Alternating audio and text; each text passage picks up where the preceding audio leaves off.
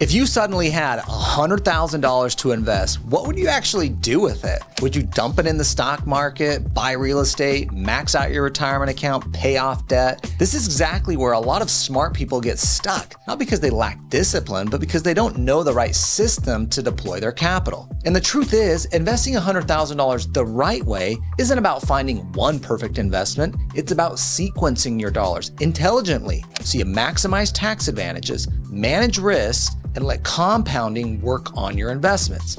I'm Matt Sorensen, attorney and CEO at Directed IRA. In this video, I'm going to walk you through how I would exactly deploy $100,000 starting from scratch. We're going to follow the same core wealth building framework I've seen work with thousands of investors, but this time I'll show you exactly where each dollar goes and what kind of long-term impact it can have. And don't worry, even if you don't have $100,000 to invest, there's still some lessons in this video you can start applying today to get you pointed in the right direction as you start building your wealth. Let's break it down step by step. The first thing I need to say here is there's a ground rule that most people miss. And this is even before we start allocating dollars, you have to understand one core principle. Investing success is driven more by order and structure than it is by picking the perfect asset. Now, the framework I recommend prioritizes stability first, then tax advantage growth, and later moves on to more advanced wealth building strategies. So as we walk through this $100,000 example, the goal is not speed and spending the $100,000, it's efficiency and long-term compounding growth. Step one is not the exciting one, but it is necessary, and we need to build an emergency fund first, and I would allocate $10,000 here. Now, these first dollars are not going into the market. They're for basic emergency expenses and reserves.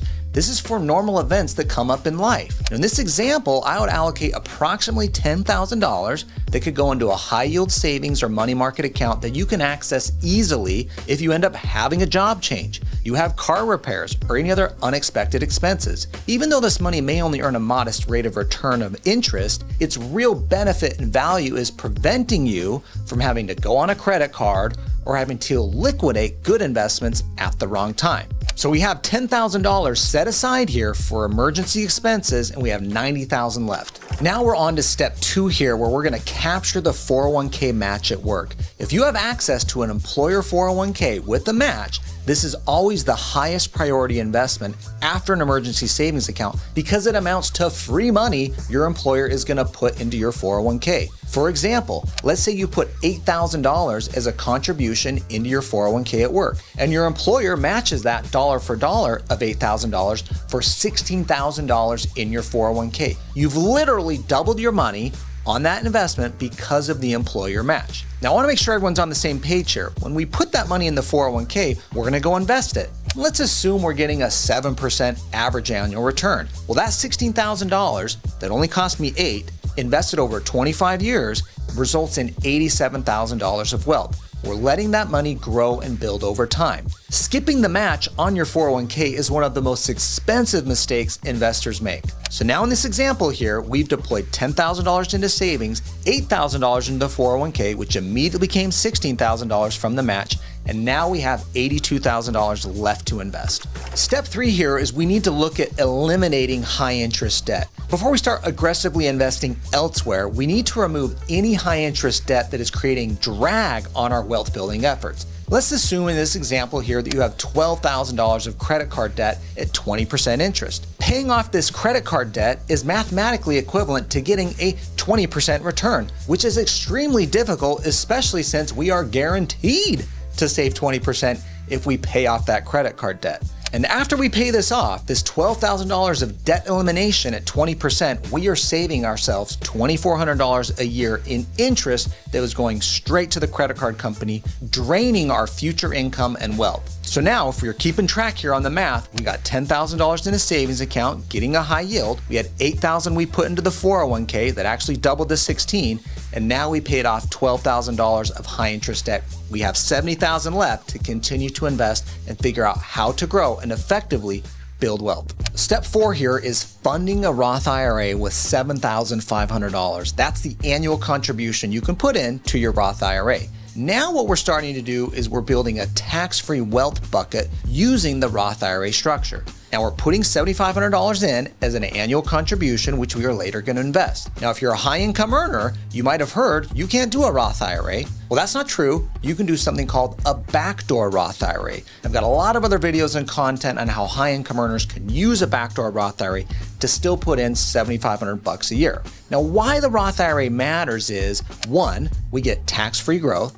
2, we have tax-free withdrawals later on in retirement. And 3rd, we have strong long-term flexibility on how our money is growing and building wealth over time. And remember, with retirement accounts, they're asset protected. There's also one unique benefit of a Roth IRA, which is the annual contribution of, say, $7,500 I can pull out whenever I want, even before age 59 and a half. This money is going to be invested and it's going to be growing over time that you're later going to pull out at retirement at 59 and a half. So let's assume here you're getting a 10% annual return and it's invested over 25 years. Well, under those numbers, that $7,500 is actually $81,300 that you're going to be pulling out tax-free later in retirement. So now as we're looking at that $100,000, we've already allocated $37,500 strategically, and we have $62,500 left to go. Step 5 here is an HSA or health savings account where we're going to contribute the individual annual contribution amount of $4,400. Now, in order to have an HSA, you have to have a high deductible health insurance plan. If you do, you qualify and can start putting money into an HSA. The HSA gives us triple tax benefits because I get a deduction when I contribute, I get tax-free growth as I'm investing and growing the money, and the funds come out later tax-free for my qualifying medical expenses. Now remember, we're going to invest the money in an HSA. We're not going to just let it sit in the bank accumulating nothing. We want to go invest it, whether this is the S&P 500 fund, you're self-directing into real estate, I don't care what it is, but let's just assume here you're getting a 10% return on that $4,400 in 25 years. That's going to amount to $47,700 of investment returns and growth over time. So now again, the running total here, after everything we've allocated so far, is we've deployed $41,900. We have $58,100 left to allocate. Now moving on here to step 6, we are actually going to go back to the 401k and make more contributions. Now we've already put $8,000 in the 401k. That was enough to get the full match from the employer in the example here, but you can actually put $24,500 in as employee contributions. That means we have $16,500 left to have $24,500 of total 401k contributions. Now, I don't like funding the 401k fully in step 2. Instead, we want to just get the match and get out. So now we came back to the 401k, we're dropping in another $16,500 in. We already had $8,000 in we put as an employee, but now how does that $16,500 grow over time? If we assume a 10% return over 25 years, that is going to amount to $178,700 of growth and wealth building over time. So now the running total is I've got $58,400 deployed and we got $41,600 left to allocate. Step 7 is we're going to utilize a taxable brokerage account. We're going to allocate $16,600. Now at this stage, we start building flexible, accessible capital outside of retirement accounts. This could be ETFs, mutual funds, the S&P 500, individual stocks, whatever you have conviction for. Now, the purpose of the brokerage vehicle here is we get midterm liquidity. Maybe you're going to buy a new house or start a small business in 3 to 4 years. We're not waiting until 59 and a half, but we still want to invest and grow that wealth. So we have access to those funds and that wealth before we hit 59 and a half. The downside to the taxable brokerage account is the taxable part. When you sell stock or get dividends, you will be paying tax on this. So if you need to sell the stock or the brokerage portfolio to purchase the new house or to start the new business, you're going to pay taxes on the gains. Now that's okay. We just need to understand how that account works and functions. Now you could take a long-term perspective on this and never sell. Just continue to accumulate assets. You could pass it on to your loved ones later when you die, and they can then get a step up in basis, sell the portfolio, and have no tax on the wealth over time. However you're using this taxable brokerage account, just understand the tax rules and how you're going to access those funds. Now, after this allocation to the taxable brokerage account, we've deployed $75,000 and we have $25,000 left to still allocate. Now, step 8 here is where it gets fun. This is where we get to invest in alternative assets or make a real estate investment. This is after we've done all the boring stuff like paying off high interest debt, have an emergency savings account, maximizing retirement accounts. Now we get to go invest into alternative assets or real estate. Some of the examples here you might do is maybe putting $25,000 down on a real estate investment. Maybe you're buying a rental property, you're using creative finance to acquire an asset. Maybe you need to start investing this money and save up to have $50,000 that you can put down on a rental property. Maybe you're going to private lend the $25,000 to another investor who needs the funds to rehab a property. Maybe you're using your self-directed IRA here to use already existing retirement account dollars or some of these new contributions you've made to go invest in real estate, do private lending, invest in a private fund. These are all assets you can actually own in a self-directed IRA. But the point here is alternative assets, real estate, small business, private equity, venture capital, even crypto. These are assets we're going to come to later after we've already secured some savings, paid off high interest debt, and started investing in the more traditional buckets. The reason alternative assets are at the end here as step 8 is we need to have a solid foundation to invest from. We need to pay off the high interest debt. We need to have that emergency savings account. We need to start contributing to our retirement accounts, getting the free match. We're doing all the strategic things first. Then we're looking at these more exotic investments, as they can sometimes be called, alternative assets, for ways we can really start to supercharge our wealth building. Because let's be honest, some of these returns can exceed 7 and 10%. Here we might be looking at a 15% return over 20 years. Now this varies widely, but the allure of alternative assets and real estate over time is it can generate a greater yield and return than can the stock market. Now let's assume here we've invested $25,000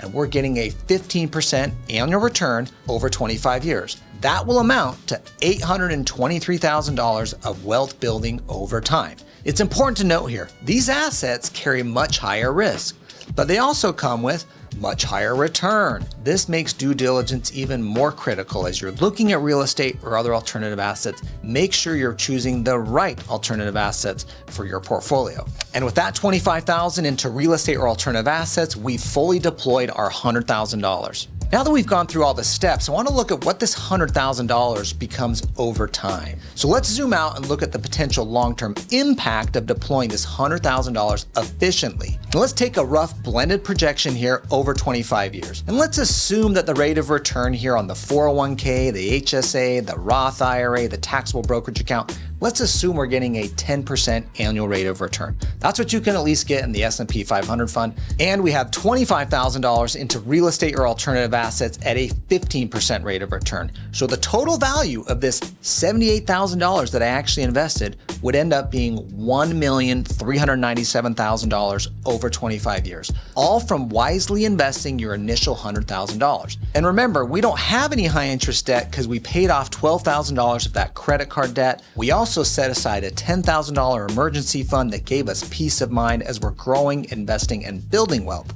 Now, the exact outcome here is going to vary based on returns, consistency, and of course, market conditions. But the key takeaway is this: the order of investing and your priorities dramatically affects the efficiency of your wealth building engine. So how are you going to apply this to your situation? First, do not get overwhelmed trying to execute every step immediately. Instead, identify which stage you are currently in, deploy your next dollars according to the priority in the framework there of the 8 steps, and then repeat it consistently over time. Wealth building rarely is about one big move. It's about disciplined capital deployment year after year. If you're thoughtful about how you deploy your first $100,000, you put yourself years and sometimes decades ahead of the average investor. The key is not about chasing the hottest investment, it's about building your wealth stack in the right order so every dollar works as efficiently as possible. Lastly, if you're not sure about what to invest in next, don't guess.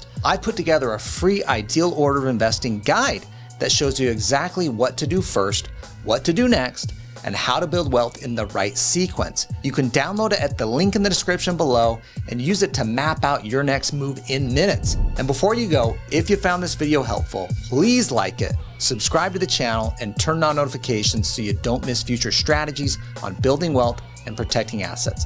I'm Matt Sorensen. Thanks for watching. I'll see you in the next video.